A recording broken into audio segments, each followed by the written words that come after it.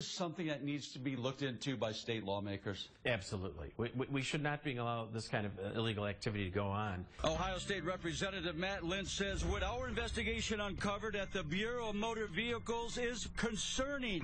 A loophole allowing illegals to illegally get plates and tags for their vehicles, like this illegal from Mexico who agreed to talk with us if we didn't identify him. Ask him who owns this vehicle. ¿Ese es tu carro? Sí. He admits he's not a business owner, but a cook at a local restaurant. Yet his car's plates and tags are registered to a business. So, what is DNR Services?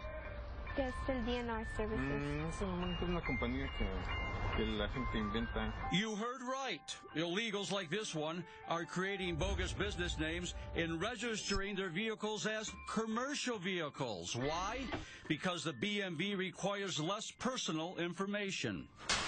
To get plates and tags, most of us need a driver's license, state ID, or social security number. To get plates and tags for commercial vehicles, any form of identification will do. For instance, this illegal used his voter's registration card from Mexico to get plates and tags for his truck. More on him later in our investigation.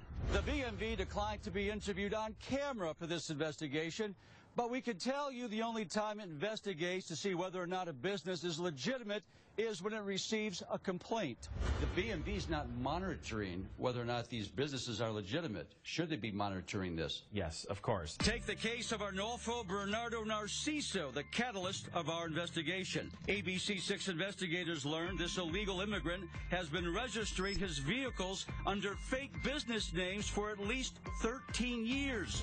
Only after we alerted the BMV did the agency finally catch up with Narciso and take action. To avoid prosecution for being in this country illegally and using bogus information to get plates and tags over the years, Narciso was voluntarily deported back to Mexico. Again, Narciso was deported once before in 2007. The BMV says it issues plates and tags under the guidelines of current laws. Representative Lynch says it's time state lawmakers change those laws. If we're going to have illegals knowingly commit fraud upon the Bureau of Motor Vehicles, and we can't get the Bureau of Motor Vehicles or the Attorney General's office to step in, then the legislature absolutely should step in. Representative Lynch says he's already got the ball rolling. My thought is, and I'm having my aide look into this now, is that we have legislation that will criminalize this kind of a fraud on the BMV. So in the legislature, what we can do is identify that failure to provide a severe penalty and up the ante so that there will be actual prison times and severe fines for those kinds of fraudulent acts. Meantime, illegals like this young man continue to get plates and tags illegally for their vehicles and drive without a license, in some cases without insurance.